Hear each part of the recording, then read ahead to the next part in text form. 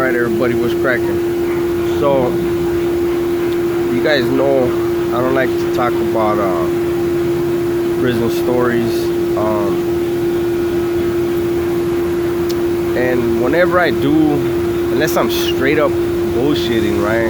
Whenever I do talk about something, I always try to make sure there's some kind of message or something you can take from it, man. Right? Because what's the point of just having a channel where I'm just constantly bullshitting?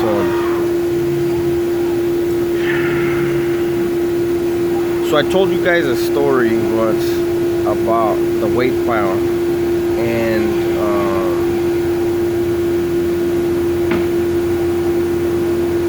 I told you about my Sally, how he got 12 of us to go with him to help out the raza from Northern California. I shouldn't even be using the label that the CDC labels them. And that's part of the reason why I took that video down too. I'm just going to refer to them as the raza from up north, right? Not putting any labels on nobody. So,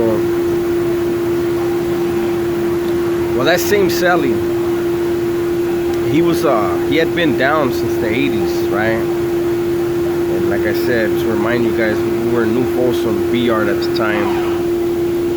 And you know, I was a youngster, and I was really, you know, I was a knucklehead, and you know, when you're young and you think you're invincible, and you know, so anyways, so one day we're kicking, and I got a lot of game from that vato. I never told him, because you know, that pride shit when you're young, you know, but you're soaking it up, you're just not giving them credit sometimes. And so he tells me one day, we're kicking it on the bunk watching TV, and I'm bullshitting, talking shit, you know. And he looks at me and he tells me, hey, Holmes, prison's fucking fun to you, huh? And I was like, hell yeah, fool, this is all we got. This is it. This is where we're gonna die, you know, fuck it. We'll do whatever.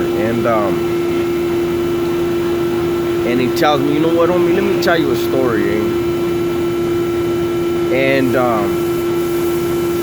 so that Sally of mine, he had been in Corcoran Shoe back when it was gladiator school, when it was guerra, right? When there was no dog runs, and you know, you were going out there and you were gonna go to war, and the Juras were gonna do their thing. And you know, at that time, those of you that know already know, those of you that don't, so the Juras were gambling on fights. And so when they would let dudes out, they figured who was the best fighters, you know, Mexicans from Southern California, who were the best fighters, Mexicans from Northern California, best fighters that were Crips, best fighters that were Bloods, so on and so forth, right? And they would tell, you know, Juras from other buildings, hey, my guy, this, whatever, you know, he was, will whoop your guy, right? And they would make the moves happen, and shit would go down on the yard, and you know, they would bet and they would hurt people. The Juras in the end would, you know, just fucked up situation. So that Sally of mine, that vato had major fucking hands. This vato's hands were retarded, eh? And him and his Sally, right? And so one day they're going out to yard, and there's already two vatos on the yard, raza from Northern California, right? And my Sally and his Sally knew who these vatos were, knew their reputation. And you know, my Sally's telling me the story. He's like, homie, when we saw it was them two, we were like, we're gonna put hands on these vatos, eh?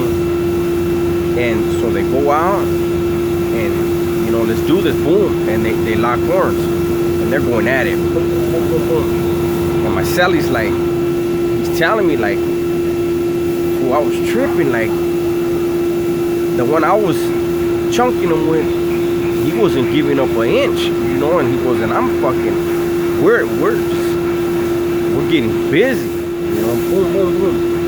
And he said he could see out of the corner of his eye, Sally, the other vato he was fighting, same shit. So he's like, all right, cool, let's do this. So, you know, they're getting their feria, and the Juras, you know, they start shooting the block guns. Boom. The block guns don't stop nobody. They're shooting the block guns, getting out. Boom. Boom. Boom. and nobody's backing down. Everybody's getting their feria, right? Then they bust the real thing. Baya! And you're in them little ass concrete yards back then, man. That shit is so fucking loud. Wow! They shoot it. Nobody's getting down, you know, so they keep going, getting their feria, both sides. Nobody's backing down, nobody's giving up. They're getting their feria. Bam! They shoot again. And the vato that my celly was fighting jumped back. Not out of fear, but jumped back like, whoa, hold up, eh? And my celly looked at him like, what's up? And the vato, the raza from up north told him, hey, they got your celly, hey, help him. And them vatos didn't jump my celly, eh? They both backed up out of respect. And my celly said he looked, eh? And his celly's fucking brains were all over the wall. The vato's cap was peeled, you know? And he said those two vatos went to the corner and got down, and my celly said he just looked at his celly like, damn, man. And so he, you know, backed away and got down because they want to hurry up and let the Juras cuff them up, get them off the yard so they can help him. But my celly, everybody knew he was already dead. But still, it's what you do out of respect, you know. Anybody shot, you know, out of respect, everybody get the fuck out, try to cuff up and get out and let the people get some medical attention. And my celly told me, hey, Holmes, from that day on, prison wasn't fun for me no more. You know, do what we do and, you know, do what needs to be done, but don't get it fucked up. Prison ain't fun. And I don't know why that story popped into my head, eh? I guess it's because, you know, like I tell you guys, man, I'm always thinking of the vatos I left behind. I'm always thinking all the dudes I met along the way in my prison term, and, you know, I'm wondering if they're all right. And you know, I think of the vatos that died when I was in there, and, you know, that got killed, and, you know, just those type of situations can arise at any time, man. And, you know, and like he was saying, you know, and when I heard that story, I was like, that's fucked up. But it didn't change me to think like it wasn't fun. I was still too young to realize prison wasn't cool, you know. And so anybody watching this video who's doing their thing, just know, man, eventually you get older, eventually you figure out, like, you know, when you're young, like I said, and you think you're invincible, and, you know, you can fucking fight a mother, I mean, not in a joint, you're not gonna just be fist fighting motherfuckers, that's not cool. You're gonna get hurt trying to do shit like that. But like in the streets or whatever, you know, you can get in a fist fight, and, you know, it's nothing. And you start getting older, man, you start waking up like you got in a fight, and you didn't get in no kind of fight at all, you know. And you start realizing, like, damn, man, you know, I am mortal. I can get hurt. And, you know, I just wanted to share that story with you guys, because if I do tell a story about prison, it's for a reason, man. You know, I don't want to see nobody go to the joint. There's enough people in there already that will not admit it, but wish they weren't there. Wish they were in their kids' lives, and, you know, their parents' lives, those that still have parents, because we all lose people while we're in there doing them decades. And you know, it ain't easy, man. You know. But anyway, so that's it. I just wanted to do a quick one, man, and let you guys know. And I know that's another story. You know, same Sally with that same group, and, you know, they got into it and they showed that respect, and they could have jumped on them, and they didn't. You know, even in the midst of exchanging blood on that yard, they knew, you know, hey, it's not personal, it was business, man, it was guerra. But when the Juras do something, real quick, I'm gonna add something real quick too. I remember, and then I gotta go, you hear my machine cutting, so hopefully you guys can still hear me. But after that big riot in 2000 in the Bay, you know, and the Juras killed the homie, The sad thing was that there were some. Let me just say like this: there was an OG black dude. I lived upstairs next to the shower, and when he went to shower, he shot me a kite. And he told me in the kite, he said, you know, all these youngsters that don't know what time it is, they run their mouths, and then when you guys move, they learn a lesson the hard way. And he goes, you know, it's fucked up.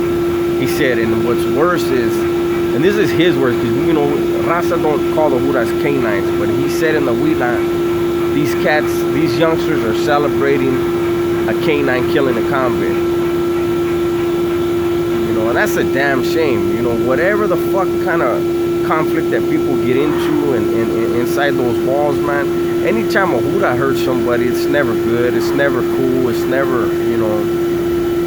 But that just goes to show you again, in the midst of guerra, an African reached out and said, you know, I don't support that. I'm not.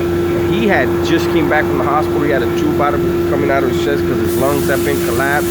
He had stabbed when he was recovering, but he still came to my cell. And we knew, you know, the doors cracked, you know, it'll be what it'll be, right? And it was never going to be personal with them. It was just, hey, you know, the door cracks, you're going to try to kill me, I'm going to try to kill you. I want to win, you want to win, let's see what happens. You know, but even then there's that respect, and I think a lot of people don't realize the kind of respect that warriors have for each other in there. You know, you do what you do, and do it to the fullest, and you win some, you lose some, right?